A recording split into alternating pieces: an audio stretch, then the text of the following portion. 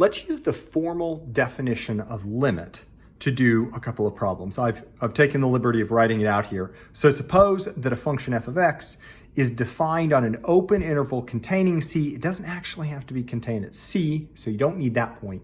Then what do we mean by the limit as x goes to c of f of x equals L? That means that for all epsilon greater than 0, I think of that as the error tolerance on the output. For any error tolerance on the output, there is delta greater than 0. There's some error tolerance on the input so that as long as your input is close enough to delta, and notice this says your input can't be exactly c, then your output, this is the distance, right? Absolute value gives the distance. The distance between your output and L is less than epsilon. That's the formal definition. How do we use the formal definition to demonstrate something like this? Well, these are almost always started by the statement, let epsilon be greater than 0. I don't know what it is. I don't have to know what it is, but I have to have something fixed because I'm allowed to choose delta equal to something that depends on epsilon. So you tell me what my output is, and then I get to pick my input. That's a big deal, the order of this statement up here. Okay, so we're here. Now here's what I'm gonna do. I'm gonna figure that, I'll get back to you on what I want delta to be. Okay, so here's how this goes. If I choose that, then I'm gonna have a proof that looks something like this. I'm gonna say then, let's see, x minus 3 less than delta, which equals, and I'll get back to you on what that is. And then, I'm gonna have to, let me leave just a little bit of space, and then I'm gonna say, if I have that, that implies something else, get back to you on that, something else, and where would I like to end up? Well, I would like to end up with something that is exactly the output, right? I'm supposed to show this definition. So I need to end up with something that is f of x minus L less than epsilon, okay? That's where you'd like to end up. You'd like to say, if this is true, then this is true, okay? And this is like legitimately how you might write it. Now, you might have to leave too much space so it looks a little less pretty, but this is the formal definition. So what is f of x? Well, f of x in our problem is this piece here. So I'm gonna write x squared minus 2x plus 1. That's all f of x. L is 4, so minus 4. Now, what do you suppose I would need to conclude this? These are errors, meaning the line before that implies that. Well, can you see here that obviously if you were sort of trying to get there, it'd be really nice. You have 1 minus 4, that's a minus 3. If you had that less than epsilon, then certainly this would follow it. So we're gonna seem brilliant at the end, but we're just sort of working step by step. Okay, so we've got that. Now, what is this? Well, notice this, that's a quadratic. You could factor that, okay? And if you had absolute values, so what two numbers multiply to -3? -3 and +1, they add to -2. So can you see that if you had x minus 3 and x plus 1, that's how you factor this polynomial. So essentially what I need here is I need two terms that when you multiply their outputs, they come out to less than epsilon. That's what I need. Now the first term here, notice whatever I write in that blank, that's gonna come right there, right?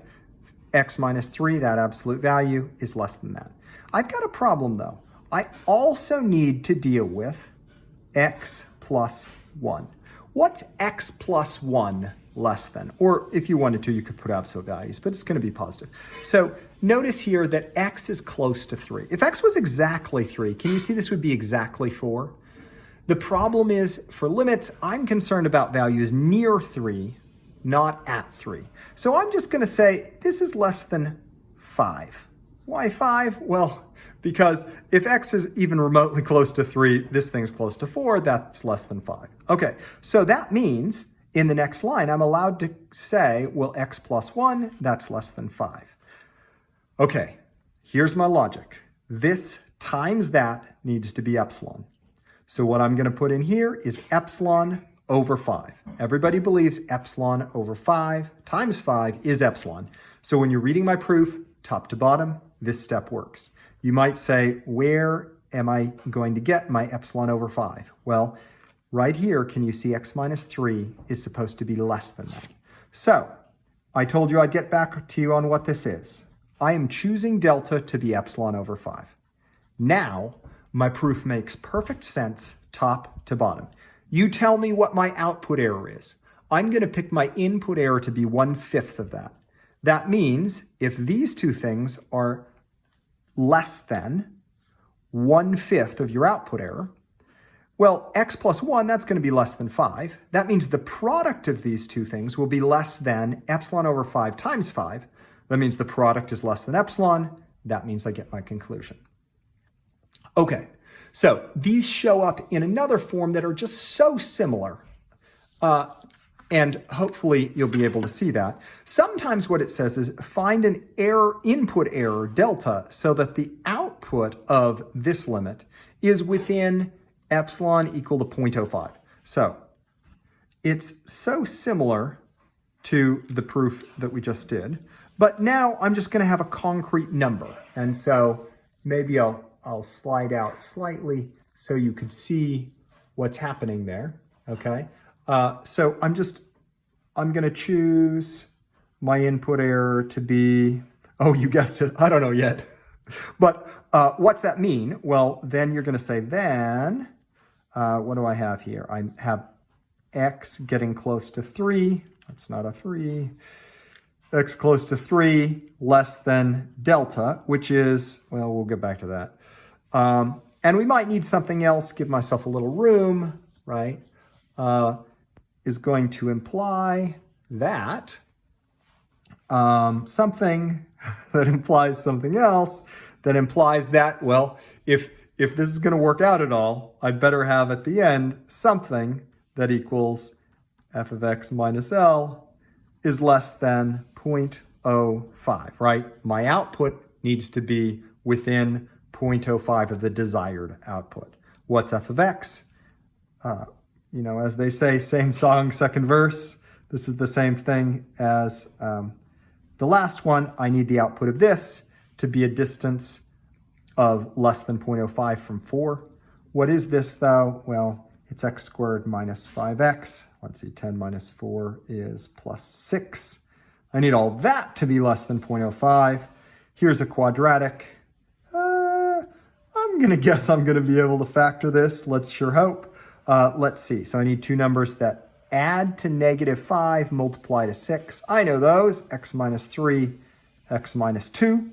So I'm going to need two things here. One thing there. Notice this is the first thing. And I need something to say, well, absolute value of x minus 2 is less than that. Well, let's go back up here. What's x minus 2 less than? Well, x is really close to 3. So this thing is actually really close to 1. But I'm not concerned about exactly at x equals 3. I'm concerned about close. So it's safe to say this thing is less than 2. To reiterate, what could x be? X could be like 3.1. If x is 3.1, well, this is 1.1, that's less than 2. X could be 2.9. Well, then, again, this thing is going to be less than 2. 2 is a safe bound. That means x minus 2 is always less than 2.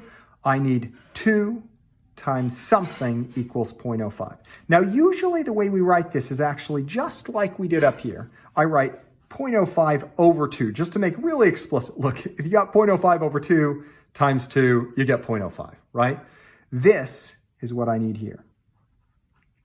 I got to pick it. 0.05 divided by 2. Now, if you're sort of like being practical, you might write that as a number, but just to emphasize, really what I need is I need half what your requirement was. If you read this top to bottom, if you choose delta to be this, then of course, if your input is within that delta, we know that x minus 2 is less than 2, which means that this times that is going to be 0.05 divided by 2 times 2. Well, product on the left, product on the right, that means that I get the desired output.